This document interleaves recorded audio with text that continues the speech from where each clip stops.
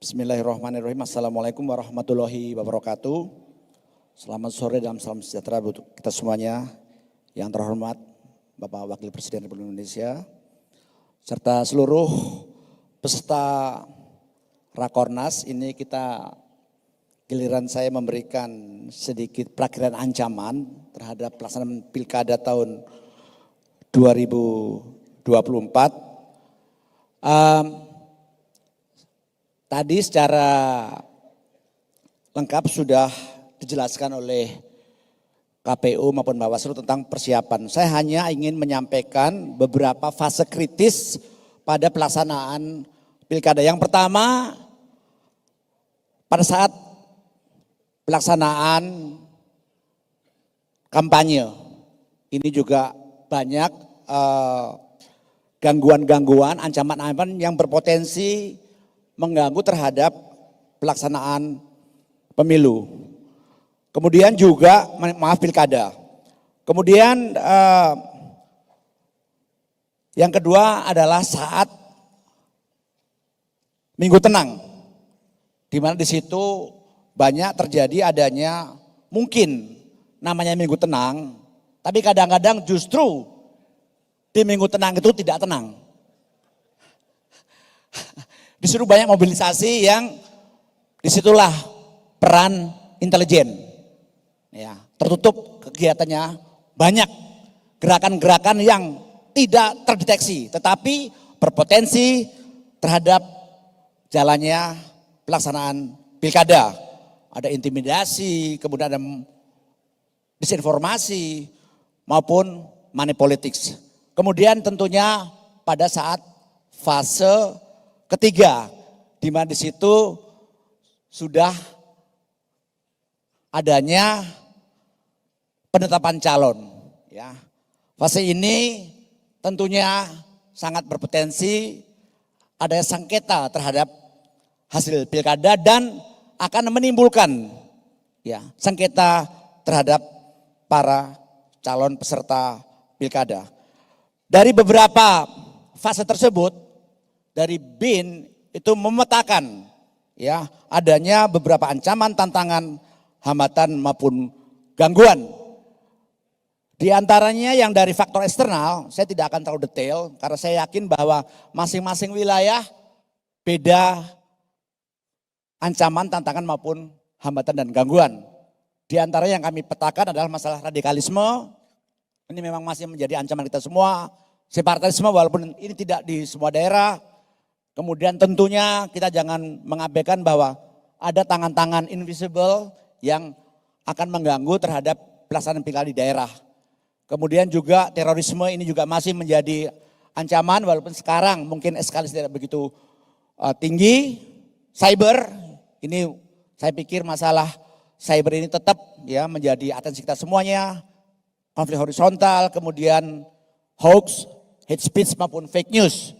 Tantangannya ini bersifat eksternal, bencana alam, kemudian nanti pilkada kebetulan tepat pada musim hujan, tentunya nanti akan sangat berpengaruh terhadap pendistribusian logistik, kemudian juga stabilitas ekonomi maupun faktor geografis di daerah. Hambatan, saya sampaikan tadi ada pendistribusian logistik, kemudian kerusakan logistik, miskoordinasi antara KPU dan Bawaslu, permasalahan validasi data di mana masih ada perbedaan data, kemudian juga perubahan komposisi peserta pilkada maupun kurangnya edukasi terhadap masyarakat.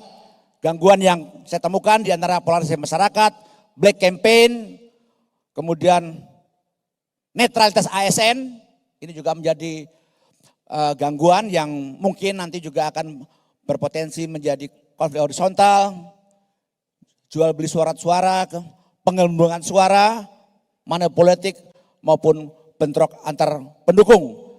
Langsung ke peta ancaman. Ya, kalau kita petakan di sini, hampir semua wilayah di Indonesia itu rawan terhadap ancaman, gangguan, hambatan maupun tantangan. Tetapi saya yakin karena pilkada ini sudah sering dilakukan, ini menjadi tanggung jawab kita semuanya sebagai aparatur negara untuk mencegah terjadinya konflik. Lanjut. Langsung saja. Terus.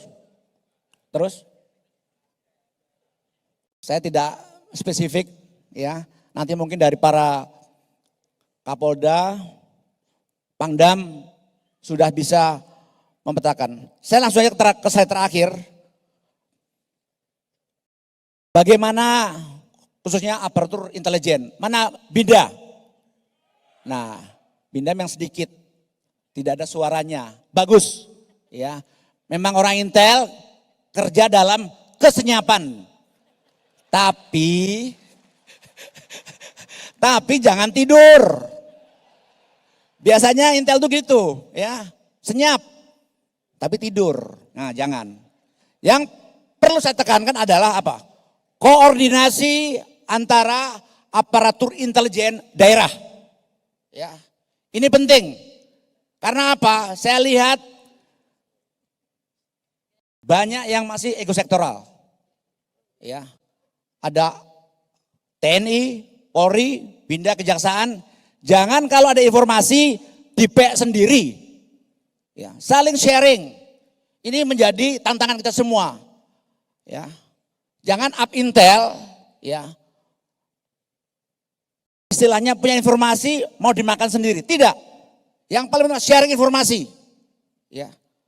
Informasi kalau tidak tepat waktu nggak ada manfaatnya. Ya. Velox et exactus, cepat dan tepat. Ya. Jadi kalau info sharing, ya, ini permasalahan. Ya. Kadang-kadang up intel malah saling ngintelin. Ini penyakit kita semuanya. Ya, kita boleh ketawa, ya, tapi seperti itu kenyataan. Makanya saya beli BIN sebagai ya, lembaga koordinator intelijen negara harus sering ya mengadakan koordinasi dengan aparat intelijennya. Terus lanjut.